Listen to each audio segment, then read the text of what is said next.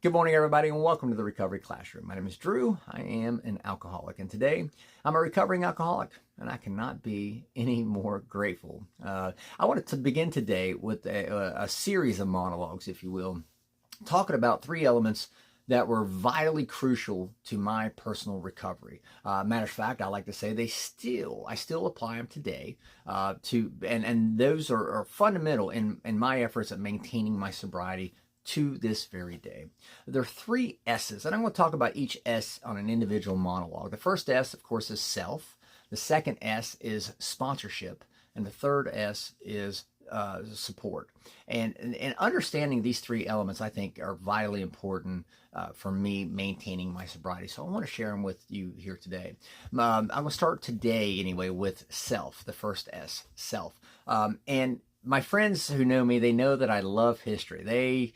My friends will run the other direction when I start, talking Civil War history or any kind of U.S. history. They'll take off. There's a great saying in history buffs like to quote, those who do not know history are bound to repeat it. It's important that we understand ourselves. It's important that we understand ourselves in a historical context. Hey, I remember being in a similar situation 10 years ago and I did this, and oh yeah, I saw what I did wrong there. I understand what I did wrong there. I've learned a lesson from history.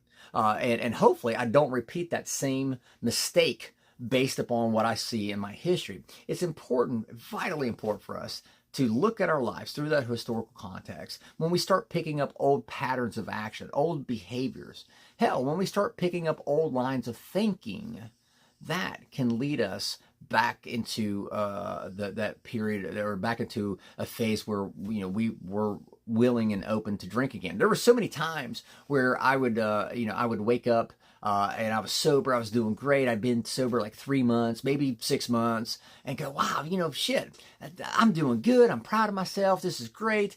I can have a drink.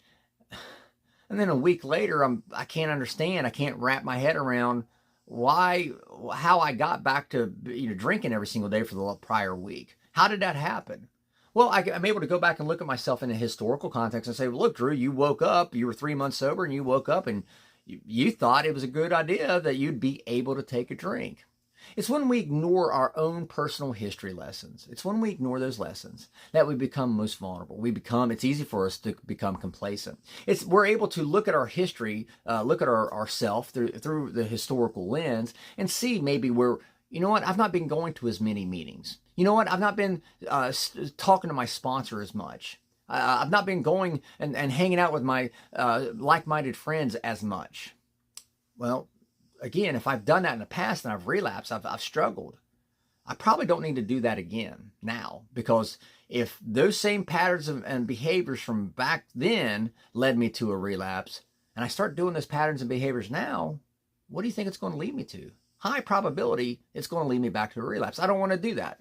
It's when we become cognizant that, hey, we're on the course, we're on the path to repeat these past behaviors from our old selves. When we realize those now, well, if we, again, learning the lessons from our historical past, if we realize those lessons now while we're in the midst of something that we're doing wrong, well, we can course correct. We can avert a potential relapse. We can avert a potential problem that might cause us to relapse. And it's understanding, looking back at our life and saying, okay, what lessons did I learn from this event? What lessons did I learn from this scenario? That's where we get to know ourselves, and we get to become aware of these patterns, these dangerous behaviors, if you will, that could ultimately jeopardize our sobriety. I was in the gym last night and I was getting ready to run. I saw an old friend of mine and we were talking, and he said, he knew I'd taken a couple of days off. He said, why don't you just do sprints tonight? And I said, nope, I got to do my 3.2 miles. Every time I run, it's a minimum 3.2 miles, minimum 5K.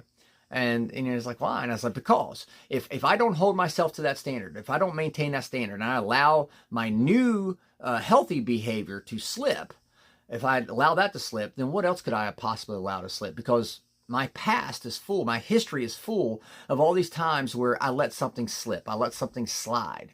And so tonight, I told him, I said, tonight I'm running a minimum 3.2 miles. And I did. I'm aware of myself. I'm aware of my history. And I'm aware of a lot of the mistakes that I made throughout the course of my 50 years on this rock, to where, okay, I learned a lesson. I learned a lesson about myself that I don't ever ever want to repeat. So that being said, I'll let you guys go. Thank you guys for letting me come in and share 5 to 10 minutes of your day with you.